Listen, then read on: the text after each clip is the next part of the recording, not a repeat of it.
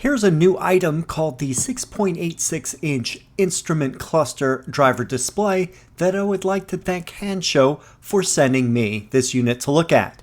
Let's unbox it and show you what I got.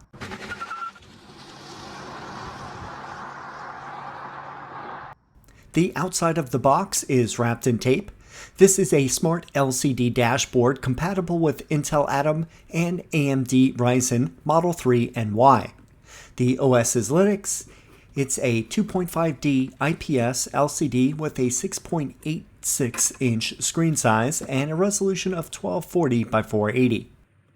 Lifting up the front lid, I find a customer appreciation letter from Hansshow on top. Included with the kit is a plastic pry bar that's needed for the installation. More on that and the tools later on. This first bag includes a bundle of wires, a camera with a mount, double-sided tape, and screws. However, this bag is not used for the install, though I did take the metal mount off of this camera. Since I received an early pre-production kit, just ignore this bag.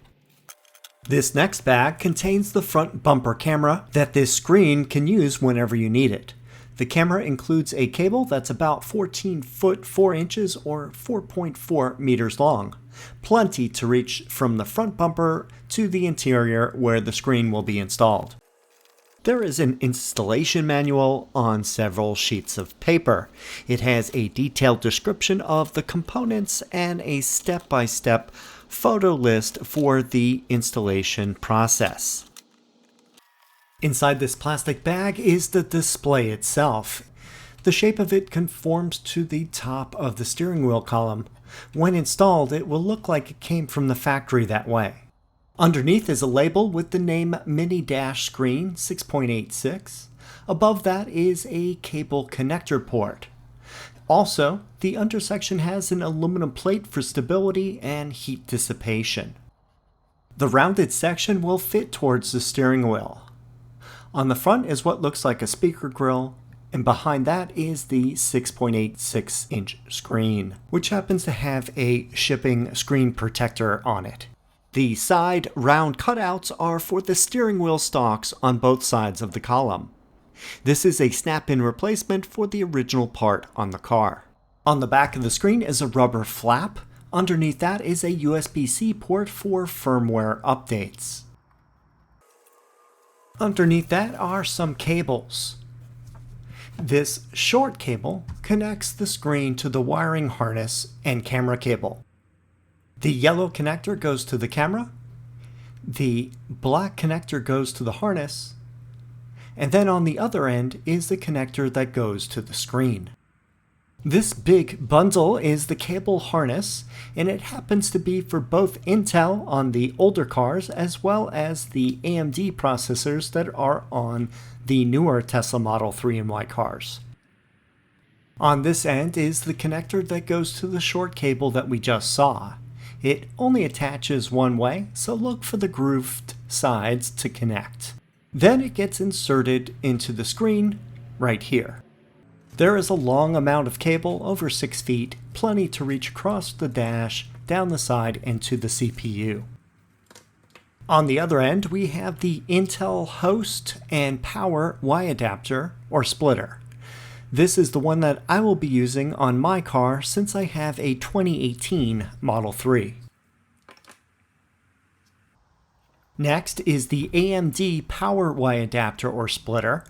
The car's power cable will get inserted into the female connector, and the male port will get inserted into the car. Alongside it is the AMD CAN Y adapter or splitter, just like the previous one, except this is for the CAN bus. And that's all that's in the box. Now for a quick test fit. Take the screen cable and connect it to the back of the screen. Then take the camera cable and insert the round connectors together. And then connect the two black 6-pin connectors that are on the cable harness. This all doesn't need to be put together right now. In fact, it's easier to keep them all separate until you need them at different steps of the installation. Finally, here's a view of the camera. I used the metal mount and placed the double-sided tape on the back. Since it's so lightweight, that's all I'm going to use to attach it to the car.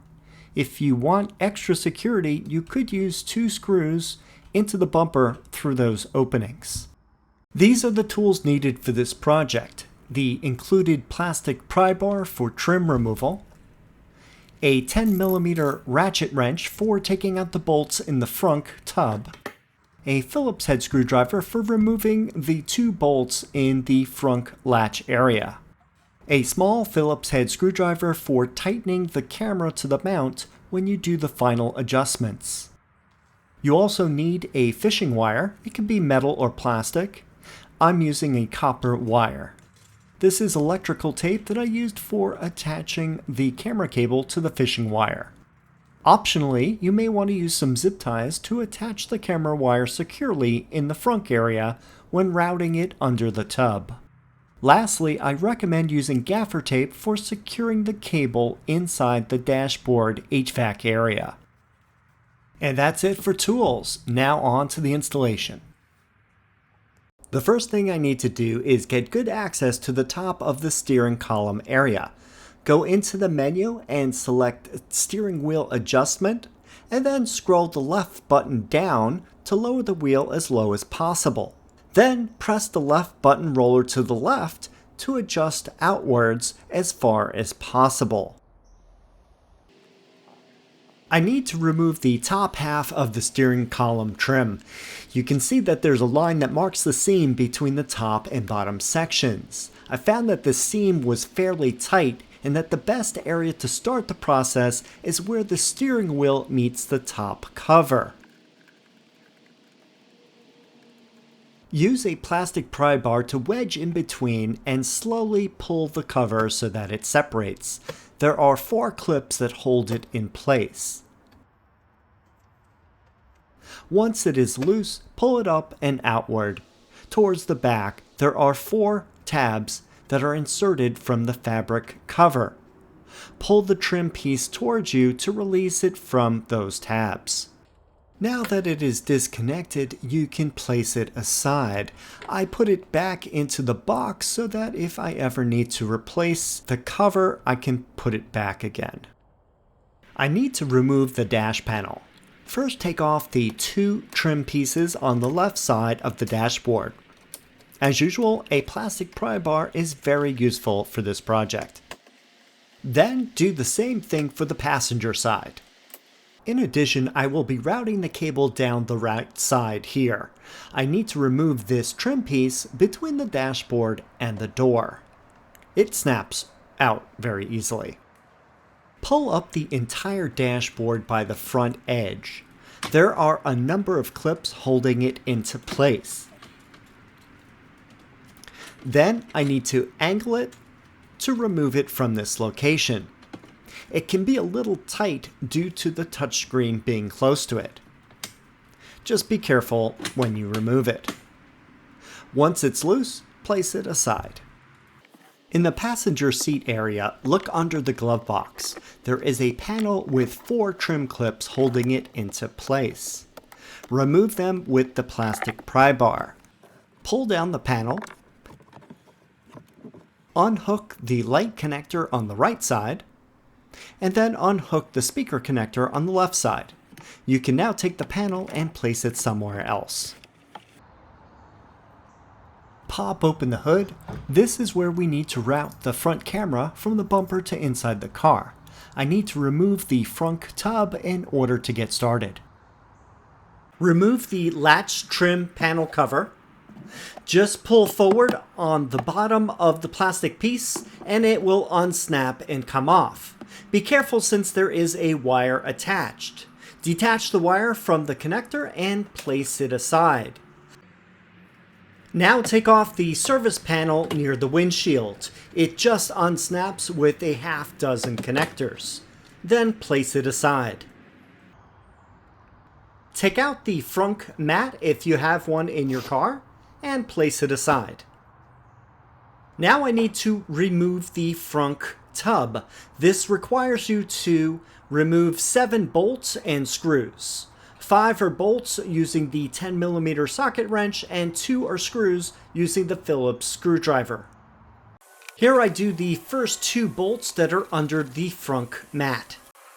The next 2 are under the 2 grocery clips at the top of the tub. Just flip up the clips to get to the bolts.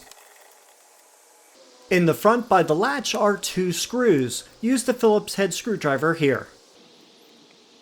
The last bolt is located in front of the windshield wiper fluid reservoir. While I'm here, I will take out the HVAC intake vent since it sits on top of the Frunk tub. There are 4 clips holding it in. Place it aside. Once this is all done, you can lift out the Frunk tub. It is held in place along the sides with a few clips that will unsnap when you pull up on the sides. Just pull up all along the sides as shown, and then place it aside. The front camera will get installed in the center of the air intake. There's a spine in the middle that makes it easy to make it centered. Here's a rough fit of where it will be located. Push it as far back as it will go on the painted bumper area. Now I'm going to route the wire through the intake opening just to the left of the middle spine. I poke the copper fishing wire, which I bent a little bit at an angle, up through the opening. There's a cavity in there, and going a little further it will go through a rubber seal. Go inside the frunk and look in the center for the copper wire. Then grab it and pull it through. Back to the outside of the bumper, on the last few inches of the fishing wire, attach the camera cable to it with a couple inches of the electrical tape.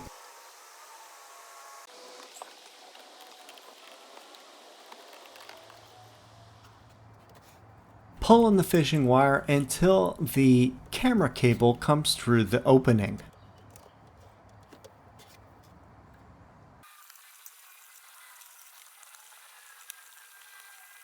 I just cleaned this area off. Some isopropyl alcohol will help.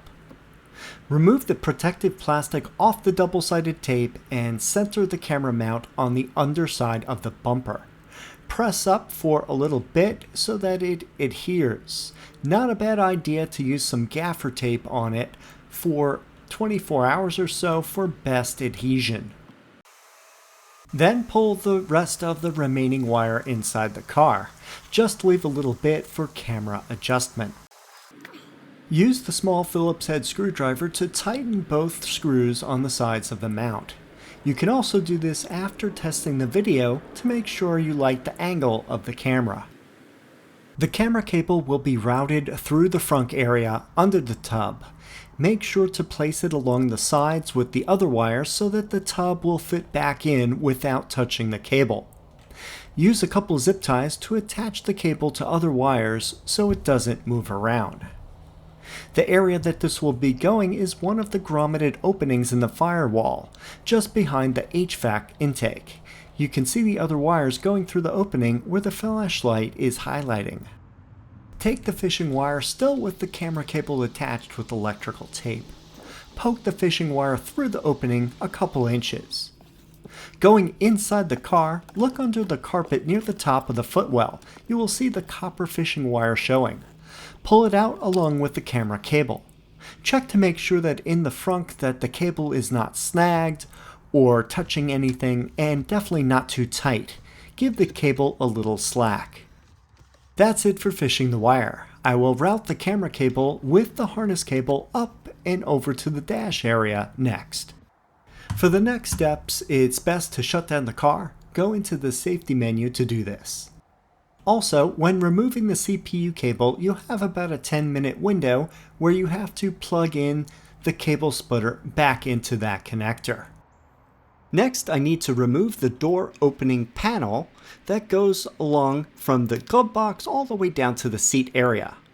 On the top, there is a trim clip holding it in place that needs to be popped out. Now, the trim piece has a bunch of clips holding it in. I needed to take out the floor mat first since it got in the way. The trim piece can be pulled all the way out and place it aside. This area is super tight to work in. I found that I had to wedge myself into the footwell headfirst and reached my hands into the area above. The connector I need to take out is the second one from the bottom. There is a little clip that I push in and then pull the connector out of the CPU. As I said, this is the hardest part of the installation since there's not a lot of room.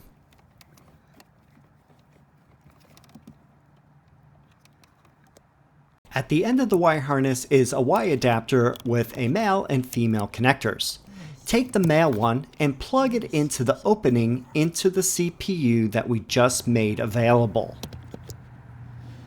Make sure all connectors click into place and make a solid connection. Then take the original CPU cable and place it into the female end of the Y adapter.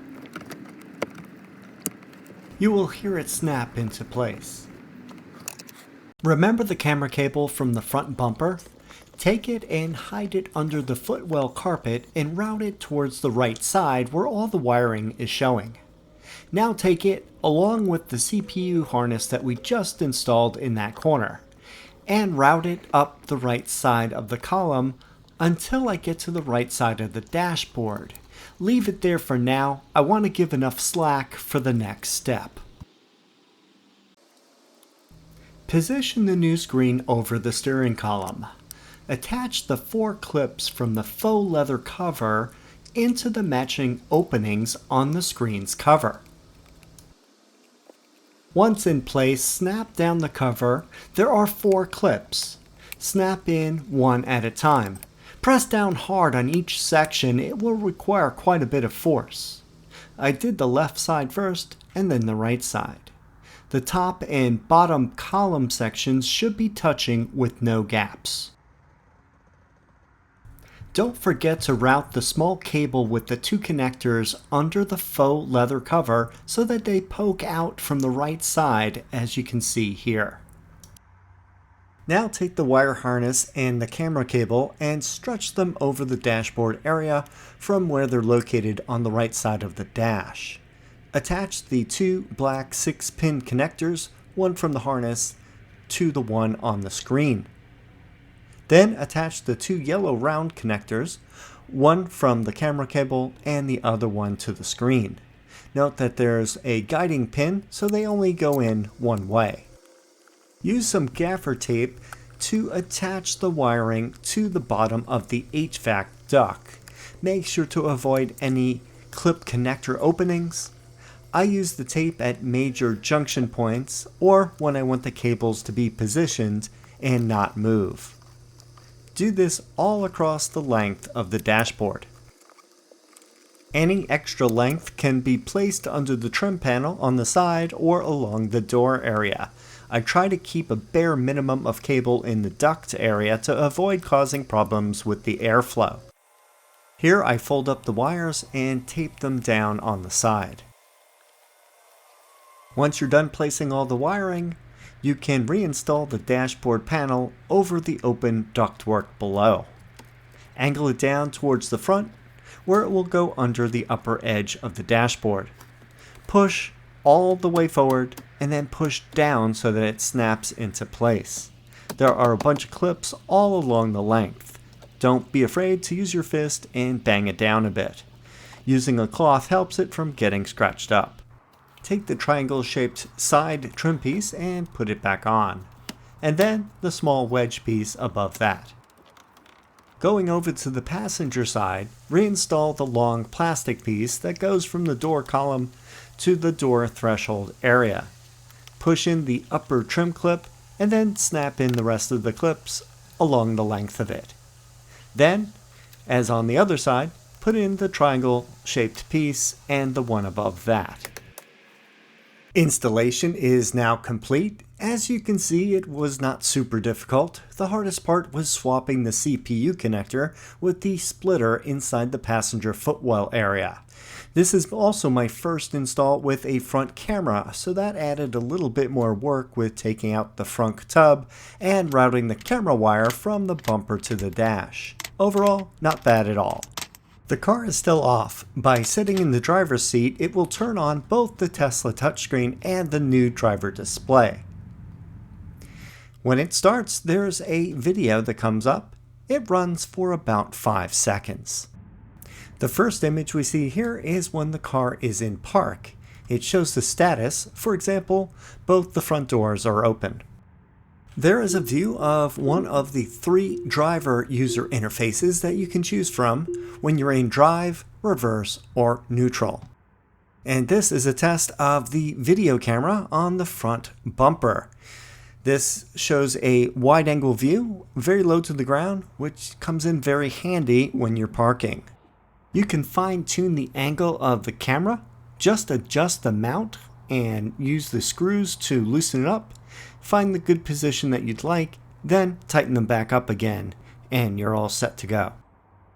There have been many versions of these driver screens, ranging from the large 9 to 10 inch ones fully loaded with Apple CarPlay and Android Auto, to the most simple units that just show driver info, like my previous Ultra Mini display with a 4.8 inch screen.